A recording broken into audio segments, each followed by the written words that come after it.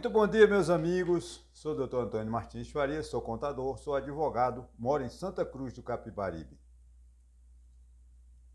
Hoje são 19 de novembro, se eu não me equivoco, é o dia da bandeira, né? Nosso símbolo maior, nosso símbolo, nosso respeito, nosso amor à pátria, né?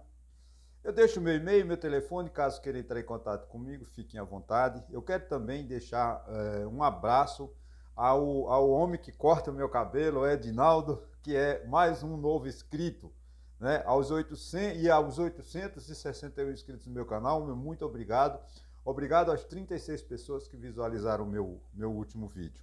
Hoje o título chama-se O Brasil à beira do caos. Verdades sobre trabalho informal, bancos, Maduro e a guerra na Ucrânia.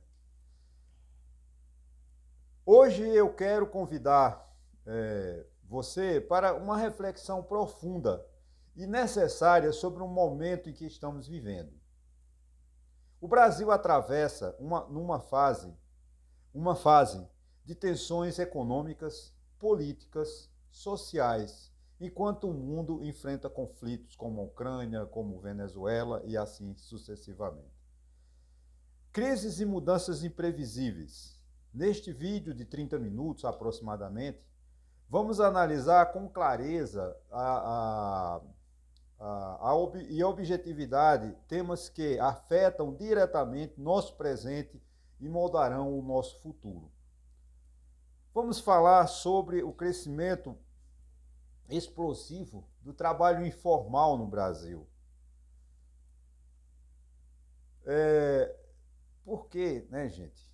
Vamos abordar também o cenário na Venezuela, a esperança num país sem Maduro e os últimos acontecimentos na guerra de Putin na Ucrânia.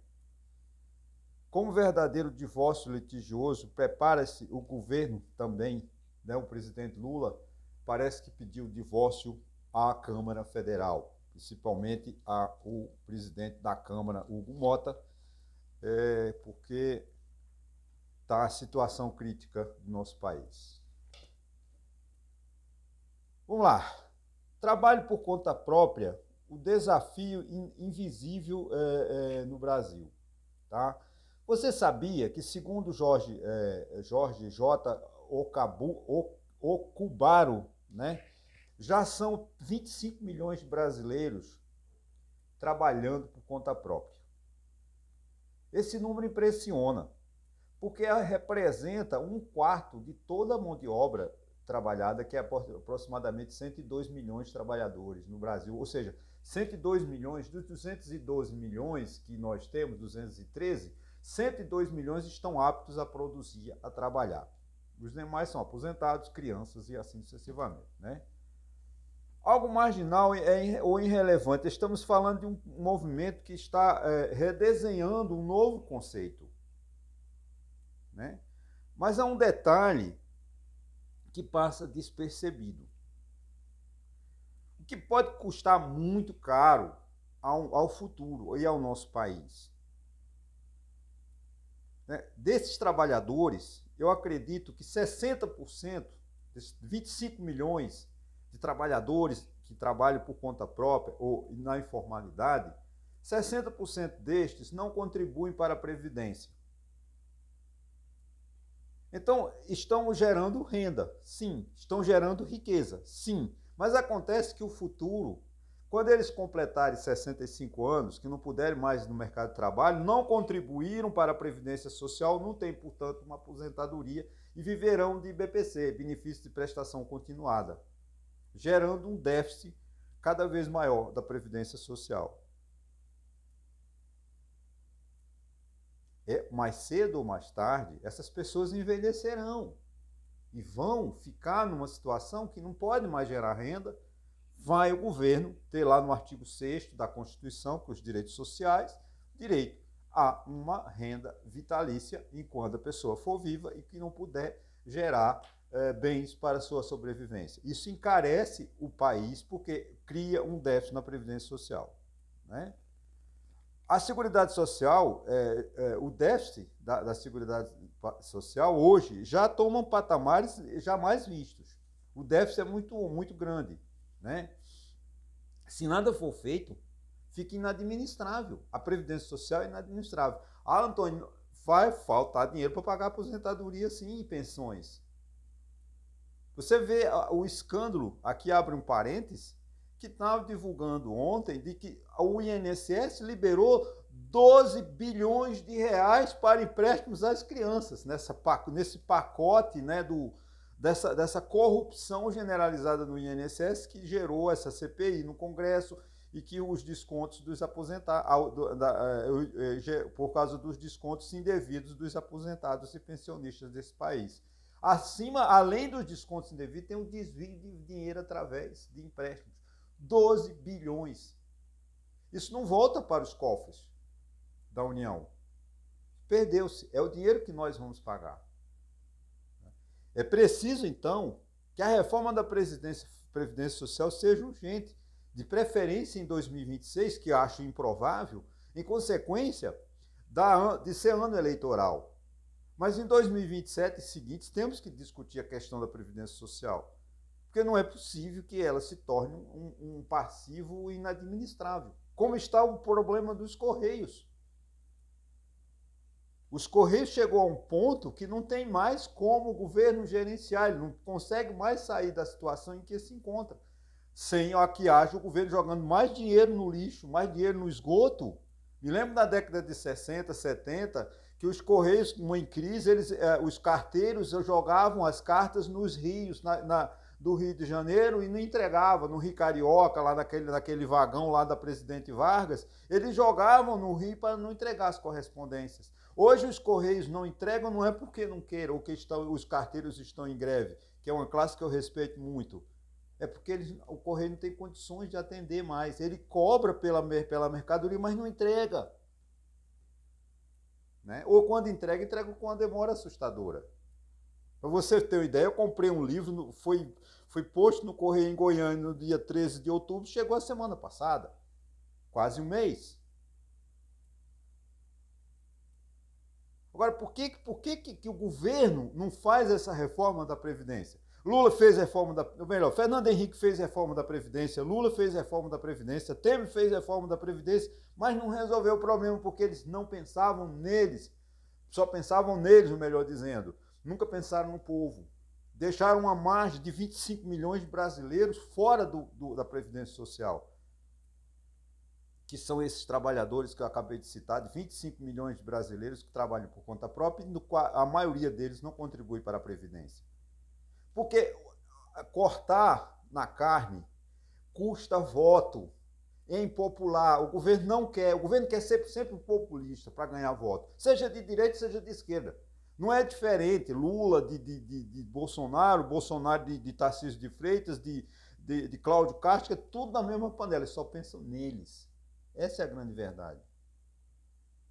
Precisamos de mexer na reforma na Previdência, para que ela possa, né, continuar gerando receita. Eu não quero que a Previdência gere superávit. Não. Se a Previdência Social começar a gerar superávit, tem algo errado. Ela está cobrando demais e pagando de menos. Tem que haver um equilíbrio. Agora, o déficit de 330, 400 bilhões de reais por ano não dá. Por quê? Porque o desvio que eles deram nessa questão do desconto indevido dos aposentados. Agora esses 12 bilhões que o INSS emprestou para crianças, que não retornam, porque essas crianças elas não existem, provavelmente até elas já morreram. Mas a falcatrua, a mutreta lá, você ter um presidente do INSS que levava por mês 250 mil reais de mesada, isso não tem preço, né? É bom demais uma mamata dessa. Quando descobre, vai ficar lá uns meses na cadeia, depois volta, é candidato a deputado e é eleito. Como não é? Porque o brasileiro ele não olha para o currículo do candidato. Você vê, nós temos um exemplo de garotinho, né, de tanto falcatrua, de Pezão, no Rio de Janeiro, que foi preso por desvio de recursos no Rio de Janeiro. E Pezão hoje é prefeito da cidade onde ele nasceu. Por mais que o povo da cidade, não sei o nome da cidade, que gostasse de Pezão, não deviam ter o eleito prefeito. Dissesse, lamento muito, Pezão, mas tem. Quantos deputados do PT foram caçados no mensalão e hoje são deputados? E provavelmente a maioria dos deputados agora que foram caçados no Mensalão, na Lava Jato, eles voltarão o ano que vem e serão eleitos. Da mesma forma, um exemplo é José Dirceu, o ex-presidente da Câmara, que eu esqueço o nome dele agora, também vai ser eleito, porque o povo não se preocupa. Carlos Lupe, ministro do Trabalho, ministro da Previdência nesse escândalo do INSS, que não adianta dizer que ele não sabia, porque ele era ministro da Previdência Social. Ele sabia, era só olhar para o caixa, por que está saindo tanto dinheiro da Previdência Social do INSS? Tem alguma coisa errada, vamos investigar mais não. O que ele fez? Nada. O governo Bolsonaro fechou os olhos, porque essa roubalheira vem desde 2017. Lamentavelmente, né? Bom, agora o Banco Central, né, liquida Banco Master. A conta sobra para o povo. Essa é uma realidade, né? Vamos agora a um outro ponto crítico, a liquidação do Banco Master pelo Banco Central. Gente, toda vez que um banco quebra no Brasil, a história se repete. Primeiro surgem os boatos, depois vem as denúncias sobre as práticas de risco e no fim sobra para o povo brasileiro pagar a conta. Foi assim no governo Figueiredo, no governo de Sarney, no governo Lula, no governo Dilma, todo banco, Fernando Henrique Cardoso, todo governo quebra um banco, né? E quem paga a conta? O povo. Por que isso acontece? Porque o sistema bancário brasileiro é extremamente concentrado e depende muito da confiança. Quando essa confiança ela é quebrada, quando se suspeita que o Banco Master está pagando 120% de uma taxa de remuneração do investimento, esse banco está quebrado, porque ele está desesperado, querendo captar recurso no mercado para fazer caixa. Porque ele promete pagar 120% daqui a um ano, daqui a 2 anos, até lá ele fez caixa, né, e compra créditos podres, como o caso de precatórios. Os precatórios não devia ser, mas são títulos podres, porque os governos não honram os precatórios. Aí você ganha uma ação na justiça, leva 20, 30 anos para receber, porque o governo não paga. Então aí vem o quê? Um precatório de 100 mil, um banco compra por 50, e você vende, porque você pede 50 mil, você pega 50 mil, o banco vai lá no governo, com as mamatas que tem, com os apadrinhamentos, amigo de todo mundo, vai lá no caixa e saca 100 mil. Esse mercado de precatório é um mercado para o mercado financeiro. Os bancos compram, Bradesco e tal, todo mundo compra títulos precatórios, porque vai lá no governo, tem imposto a pagar, eu tenho 100 mil, devo 100 mil de imposto. Eu comprei um precatório de 100 mil, mas eu paguei só 50. Quando eu apresento, olha, eu devo 100, mas tem um precatório de 100, zerou a conta, eu ganhei 50 mil. Essa que é a realidade que funciona no precatório, né? No caso Master, todos nós sabíamos que havia essas práticas, essas promessas de rentabilidade, né, acima do mercado, competência. Sabia-se que o Banco Master ia quebrar. Todo mundo, só o Banco Central que não viu. Eles tentaram encobrir como? Vamos fazer o seguinte, nós fomos quebrados, mas a gente chama o BRB, o Banco de Brasília, que é do povo brasileiro, principalmente do povo de Brasília. O BRB compra esse ativo e esse passivo podre do Banco Master, tudo bem, incorpora lá no prejuízo do BRB. Aí o Banco Central viu que a vergonha era muito grande, né? Aí esbrecou, não aceitou, não aprovou a compra pelo BRB, do Banco Master. Aí ele agora inventou que tinha vendido para um fundo árbitro e estava fugindo. Graças a Deus, a Polícia Federal foi lá e prendeu o dono do Banco Master. Só que daqui a um mês ele está solto. E quem vai pagar essa conta? O povo brasileiro. Porque isso vai para o Banco Central, o Banco Central vai administrar isso. Alguns títulos que pode recuperar, recupera. 90% vai para a perda total. Vai para onde? Para a dívida pública brasileira, o povo brasileiro é que paga. Essa é sabe... Isso é revoltante. Nós sabemos que o presidente do Banco Master ficará uns dias preso, não tenha dúvida. Mas ele daqui a pouco será solto. E ele ficou rico. Ele não ficou pobre, porque o patrimônio pessoal dele não entra. Esse é o grande problema. Ele continua rico. É que nem Eike Batista faliu. Não, Eike Batista continua o mais rico do Brasil, provavelmente. Porque o patrimônio pessoal de Eike Batista continua com Eike. Porque no Brasil é empresa pobre e empresário rico. Toda empresa quebra, o patrimônio da pessoa jurídica quebra, mas o sócio, o dono da empresa, fica rico. Essa é uma realidade no Brasil. Lamentavelmente. Eu me entristeço falando isso. É um assunto difícil da gente entender, da gente receber, né? Mas é uma política cruel, desumana do Brasil. Sempre foi uma história, desde 1808, quando Dom João VI chegou aqui no Rio de Janeiro, gente. Ele trouxe 15 mil portugueses nos navios lá, aproximadamente. Não tem uma conta fechada, não se sabe a quantidade de pessoas que vieram na comitiva do rei. O Rio de Janeiro tinha 6 mil casas. O que é que o rei fazia? Ele tomou a casa dos que moravam no Rio para alojar os que vieram de Portugal. E você chegava em casa, saía para o trabalho de noite, tinha assim, PR, propriedade real. Aí o povo do Rio de Janeiro, como é um povo muito cavaleiro, muito brincalhão, botou, como é que é? Ponha-se na rua. Porque eles expulsaram, o Dom João VI, quando chegou aqui como rei de Portugal, e era colônia, o Brasil era colônia de Portugal, expulsou as pessoas de suas casas, de seus bens, para alojar os portugueses. E isso não mudou até hoje, isso 1808. Hoje nós estamos no século XXI, na terceira década do século XXI. Provavelmente nós já falta só 24 anos para a gente virar a terceira década. E o Brasil continua do mesmo jeito, só o rico é que tem direito nesse país. Porque quem vai pagar essa conta do Master é o povo brasileiro. Quem vai pagar esse déficit da Previdência Social, como eu falei, quando 25 milhões de trabalhadores que não contribuem com a Previdência, quando completar os 65 anos, vão lá o benefício de prestação continuada, o BPC, o LOA. Porque eles não contribuíram agora, eles geram renda. Você pergunta para esse jovem, chamada geração Z, por que você não contribui para a Previdência? Não, eu vou fazer uma poupança para quando eu envelhecer eu viver de rendimento. É um sonho, é uma ilusão, porque a poupança não é para isso. A poupança é para você pegar o seu capital e investir num determinado momento, comprar uma casa melhor, comprar um carro melhor, viver sua vida. Agora, a contribuição compulsória para a Previdência Social te garante uma remuneração quando você não puder mais trabalhar. Mas essa é a mentalidade, né? Mas agora, não mudando de assunto, já mudando também, eu vou falar o seguinte, nós estamos aqui, nosso vizinho, como eu falei no vídeo anterior, eu me preocupo com a América Latina, acho que deve ser uma preocupação de todos nós. A Venezuela sem Maduro, a esperança de um país exausto, né?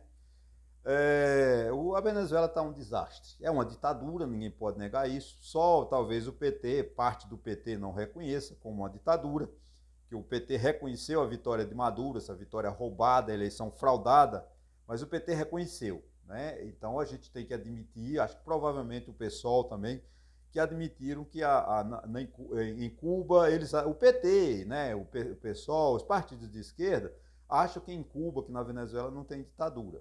Né? E também agora a direita, como Jair Bolsonaro, acha que tem uma ditadura no Brasil. Então a situação é muito contraditória.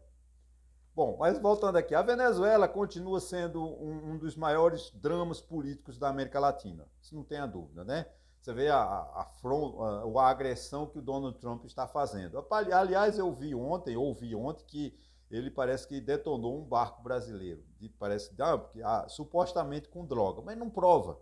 Então fica sempre, a Primeira e a Segunda Guerra Mundial começaram assim, com esses pequenos deslizes, né? Mata um rei na Europa, na Austrália, acho que na Austrália, aí dá um golpezinho aqui, e geralmente se gerou a Primeira e a Segunda Guerra Mundial. Então esses conflitos que aparentemente a gente acha que não é nada, pode gerar uma segunda ou uma terceira guerra mundial. E a terceira guerra mundial não tem sobrevivente, tá, gente? Os vídeos que a gente fez ficou. É o fim da humanidade, no planeta Terra. É claro que nós, espíritos, seremos, vamos dizer assim, levados, né, para outro planeta, para outro plano. Provavelmente outro planeta, porque as condições de habitabilidade no planeta Terra levará muitos anos até ele voltar a ser o que era, né? Porque segundo as pesquisas, né, que a Terceira Guerra Mundial é a guerra atômica e não sobra espaço nenhum, condições de vida no planeta. Vamos lá. Mas em meio ao caos surge um símbolo de esperança, Maria Corina Machado, né? Como essa Maria Corina Machado, ela é mais ou menos o que é Bolsonaro, de direita. Bolsonaro não é de direita, Bolsonaro é um aproveitador, mas está, como dizendo, na direita, né? O PL de Valdemar Costa Neto, o primeiro réu do mensalão, não pode se dizer que no Brasil tem direita e esquerda. A tendência no Brasil é a oportunidade. Se chamar amanhã o PL para o governo, ele vai tranquilamente e diz que é de esquerda. É só dar dinheiro. O Valdemar Costa Neto gosta de dinheiro. Não tem ideologia. Os partidos políticos não têm ideologia. Mas essa Corina Machado, ela foi proibida de concorrer às eleições, né? Senão ela teria ganhado do Maduro. Mas ele proibiu, ela disse que ela é terrorista, processou, e ela parece que ela vive escondida na Venezuela, e Maduro não aprende porque não quer, porque acho que ele vai ficar mais desgastado, então ele aceita, ele admite que ela viva escondida na Venezuela. Teve uma eleição, o ex-ministro de Maduro foi eleito, segundo pesquisa, mas o Maduro roubou as eleições, né? E decretou que o vencedor foi ele. Agora, essa líder da oposição, ela ganhou o Prêmio Nobel da Paz em 2025, acho que foi uma política, não foi, não estou dizendo que ela merecia, não vou entrar, mas foi meio político, tá? Foi a forçação de barra, entregar a Maria Corina Machado o título de Prêmio Nobel da Paz de 2025. Ok, quem estava brigando por ele era o Donald Trump, não sei por que não ganhou. Mas até agora Donald Trump não acabou com as guerras, né? As guerras continuam, Gaza continua, né? Tem um suposto acordo, mas não sabemos se vão se cumprir. A questão da Palestina não foi resolvida, então só abaixou as armas por enquanto. Depois eu vou falar da Ucrânia, né, aqui, né? Então, ela ainda assim, ela consegue, inspira milhões de venezuelanos. Ela ainda é uma líder, né, que ainda inspira, que é como se fosse um Bolsonaro, como se fosse um Lula da vida, que ainda tem um prestígio, né? E ela acredita, né, que com a pressão de Donald Trump, que está com os navios ameaçando Maduro, a Venezuela, o Maduro ou renuncie, peça asilo em algum país, em Cuba ou na Rússia, e deixe a Venezuela. Porque a Venezuela passa uma hiperinflação, um êxodo em massa, né? Mais de 7 milhões de venezuelanos já estão fora do país, né? Boa parte não vem para o Brasil, mas muita gente vem para o Brasil, outros vão para a Colômbia, para o Chile, né? Países mais desenvolvidos do que o Brasil. Não, gente, a pobreza no Brasil é muito grande. No Chile a gente tem um pouquinho de vida melhor, provavelmente na Colômbia é melhor do que o Brasil, porque o pobre no Brasil sofre muito. Essa é a realidade, porque nós nos acostumamos com a pobreza, com a miséria, com a vida miserável que a gente vive. Então, qualquer estrangeiro que chega aqui no Brasil, a falta de respeito, a falta de saúde, a falta de saneamento básico, a falta de moradia, é uma coisa que assusta, mas nós nos acostumamos com isso. Mas nosso país é muito pobre, essa é uma realidade, né? Então, a queda de Maduro, embora difícil, não é impossível, né? E o simples fato de Maria Corina Machado projetar publicamente esse futuro mostra que o regime está enfraquecido, tá havendo rachas, né? Principalmente nas Forças Armadas. A gente não sabe o que é essa intenção do governo americano com a Venezuela. Não é para fazer da Venezuela uma democracia, a gente sabe disso. O que ele quer, na verdade, são os minérios. Tá? A reserva de petróleo da Venezuela é uma das maiores do mundo. Então a Venezuela era para ser um dos países mais desenvolvidos da América do Sul, como já foi. Né? Mas a ditadura, né, de Maduro, a ditadura de Hugo Chávez, levou a Venezuela a esse caos que hoje a gente vive. Né? E a gente espera que a Venezuela encontre um caminho, né, que seja o caminho democrático.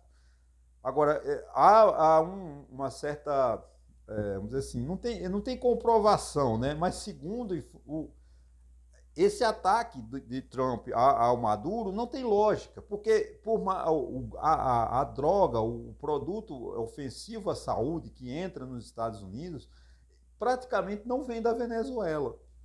Né? Talvez haja uma grande corrupção no sistema político da Venezuela e o Maduro ampare, proteja, né, debaixo de suas asas, né, essas pessoas corruptas, tráfico internacional de objetos que não faz bem à saúde.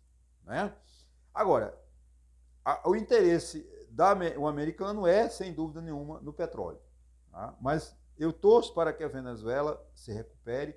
Vale a pena, essa declaração da Corina Machado é realmente uma leitura, mesmo que bem apagada, bem que pouca ainda, um sinal de que está havendo uma ruptura uma abertura para uma transformação social e política naquele país. Tomara que isso ocorra.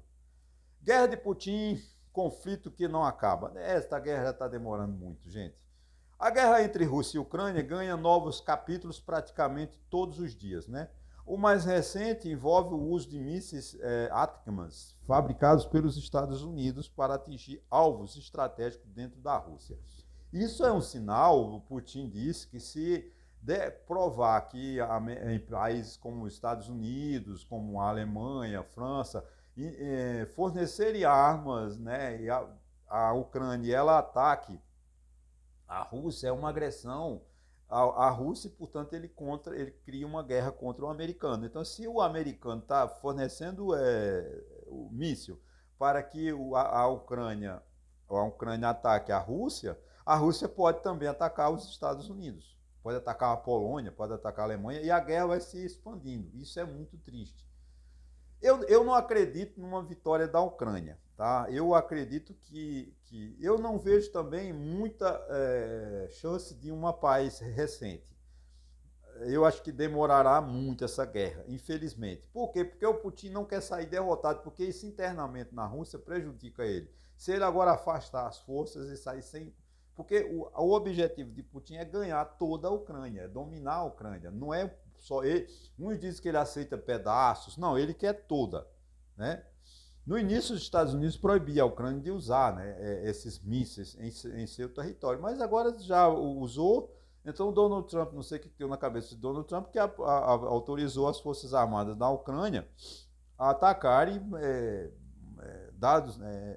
pontos estratégicos na Rússia. E isso, eu acredito que aumentará mais o conflito, porque com certeza teremos uma reação de Vladimir Putin, né?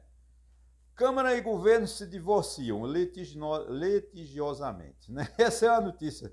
Isso aí está tem um artigo muito bem escrito da Vera Magalhães no Globo de hoje, né, 19 de novembro, e diz o seguinte: para encerrar, vamos falar da política brasileira. Essas são minhas palavras.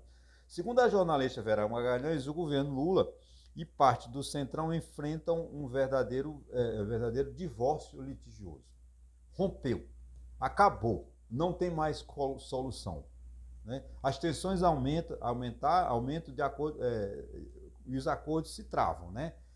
Tá muito, você vê, o clima em Brasília é de instabilidade, porque o presidente da Câmara vota projetos contra o governo, como esse projeto da antifacção, né, que é um projeto absurdo, que não vai trazer em nada para combater o crime organizado, né? Porque o crime organizado não é favelado, invadir morro no Rio, como fizeram, vamos matar 120 pessoas, não vai resolver. Eu não vou aqui acusar, mas o crime organizado está no dono desse banco.